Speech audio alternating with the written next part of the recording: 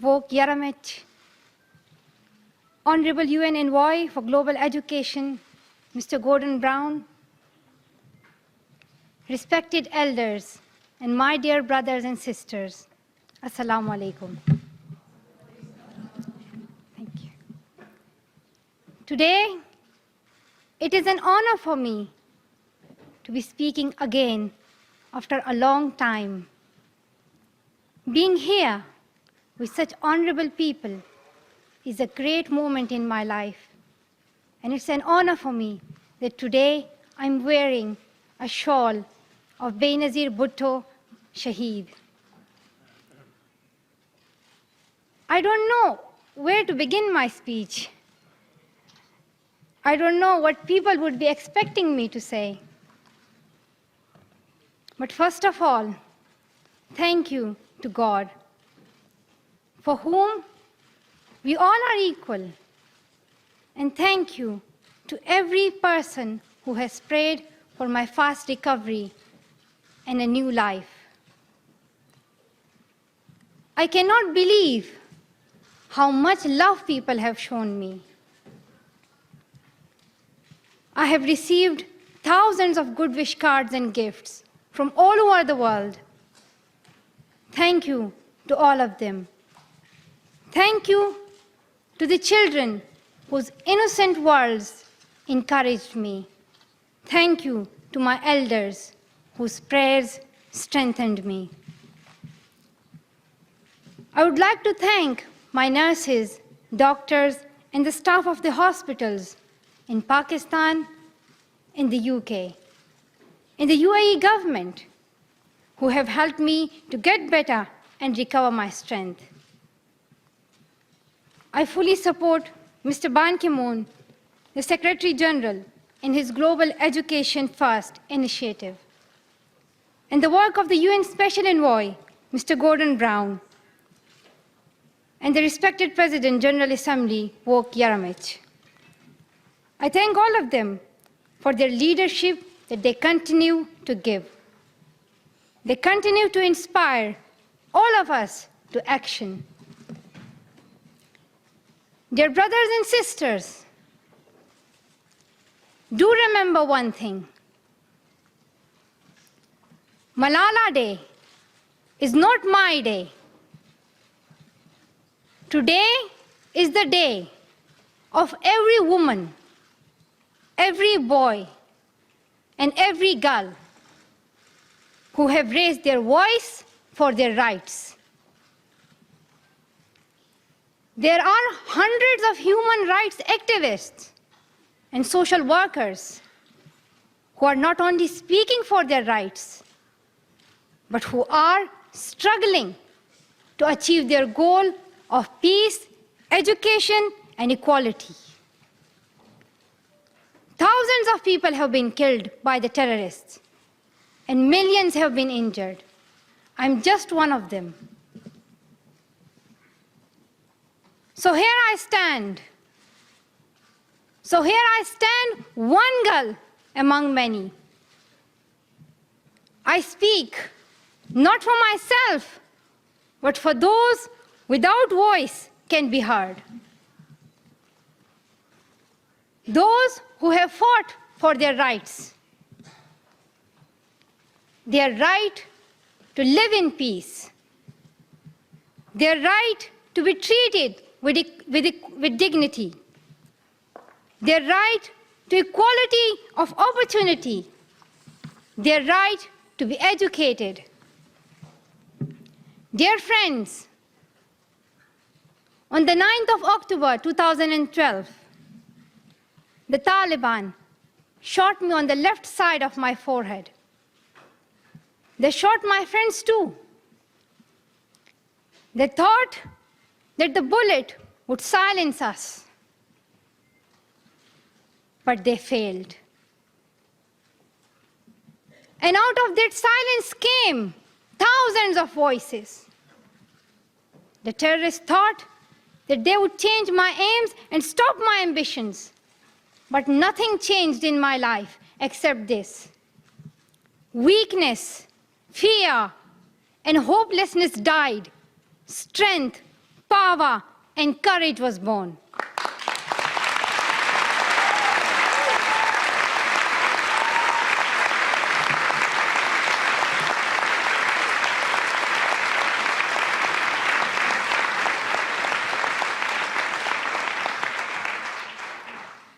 I am the same Malala. My ambitions are the same. My hopes are the same. And my dreams are the same. Dear sisters and brothers, I'm not against anyone. Neither am I here to speak in terms of personal revenge against the Taliban or any other terrorist group.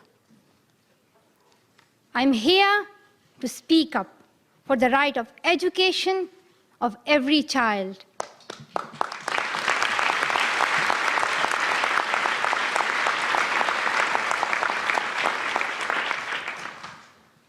I want education for the sons and daughters of the Taliban and all the terrorists and extremists.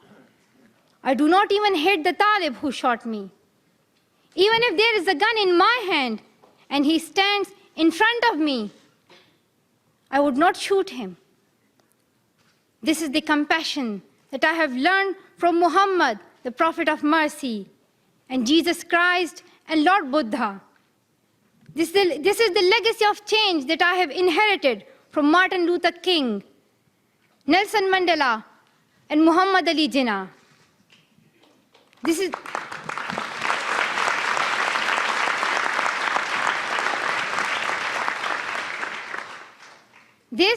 the philosophy of non-violence that I have learned from Gandhiji, Bacha Khan, and Mother Teresa. And this is the forgiveness that I have learned from my father and from my mother. And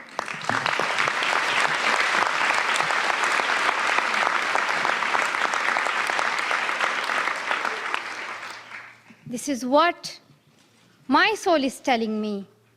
Be peaceful and love everyone. Dear sisters and brothers,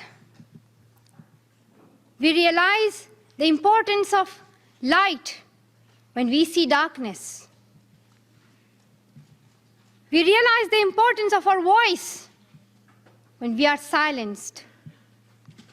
In the same way, when we were in Swat, the north of Pakistan, we realized the importance of pens and books when we saw the guns.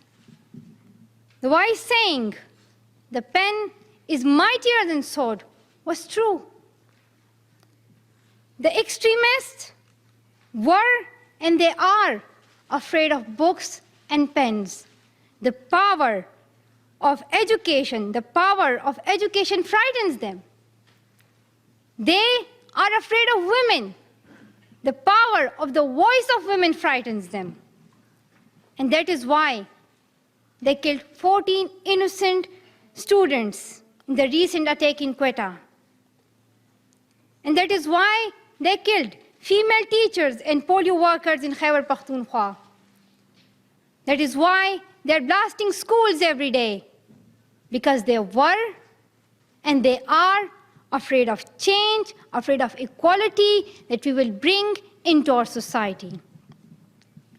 And I remember that there was a boy in our school who was asked by a journalist, "Why are the Taliban against education?"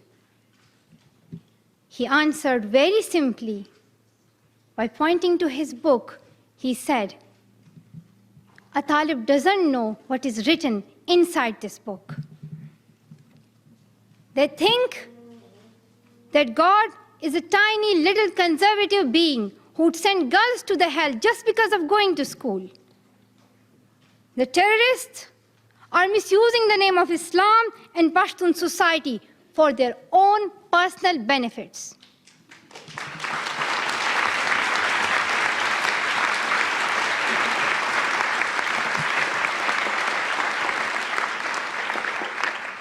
Pakistan is a peace-loving, democratic country. Pashtuns want education for their daughters and sons. And Islam is a religion of peace, humanity, and brotherhood. Islam says it's not only each child's right to get education, rather it's their duty and responsibility. Honorable Secretary General, peace is necessary for education. In many parts of the world, especially Pakistan and Afghanistan, terrorism, wars, and conflicts stop children to go to their schools. We are really tired of these wars. Women and children are suffering in many ways in many parts of the world. In India, innocent and poor children are victims of child labor. Many schools have been destroyed in Nigeria. People in Afghanistan have been affected by the hurdles of extremism for decades. Young girls have to do domestic child labor and are forced to get married at early age. Poverty, ignorance, injustice, racism, and the deprivation of basic rights are the main problem faced by both men and women. Dear fellows, today I'm focusing on women's rights and girls' education because they're suffering the most. There was a time when women social activists asked men to stand up for their rights, but this time we will do it by ourselves.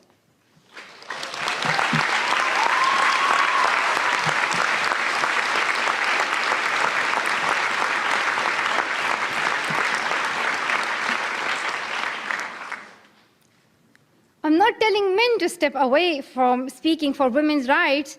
Rather, I'm focusing on women to be independent, to fight for themselves. So, dear sisters and brothers, now it's time to speak up. So today, we call upon the world leaders to change their strategic policies in favor of peace and prosperity. We call upon the world leaders that all the peace deals must protect women's and children's rights. A deal that goes against the rights of women is unacceptable.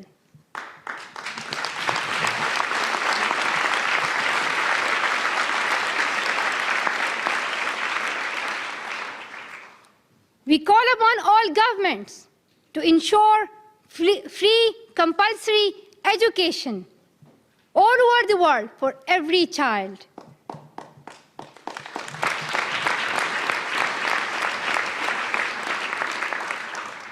We call upon all the governments to fight against terrorism and violence, to protect children from brutality and harm. We call upon the developed nations to support the expansion of educational opportunities for girls in the developing world. We call upon all the communities to be tolerant, to reject prejudice based on caste, creed, sect, color, religion, or gender, to ensure freedom and equality for women so that they can flourish. We cannot all succeed when half of us are held back. We call upon our sisters around the world to be brave, to embrace the strength within themselves and realize their full potential. Dear brothers and sisters, we want schools and education for every child's bright future. We will continue our journey to our destination of peace and education. No one can stop us. We will speak up for our rights, and we will bring change through our voice. We believe in the power and the strength of our words. Our words can change the whole world because We are all together, united for the cause of education. And if we want to achieve our goal, then let us empower ourselves with the weapon of knowledge. And let us shield ourselves with unity and togetherness. Dear brothers and sisters, we must not forget that millions of people are suffering from poverty, injustice, and ignorance. We must not forget that millions of children are out of their schools. We must not forget that our sisters and brothers are waiting for a bright, peaceful future. So let us wage a global struggle against illiteracy, poverty, and terrorism. Let us pick up our books and our pens. They are our most powerful weapons.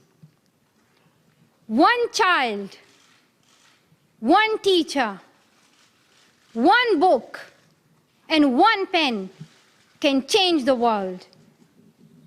Education is the only solution. Education first. Thank you.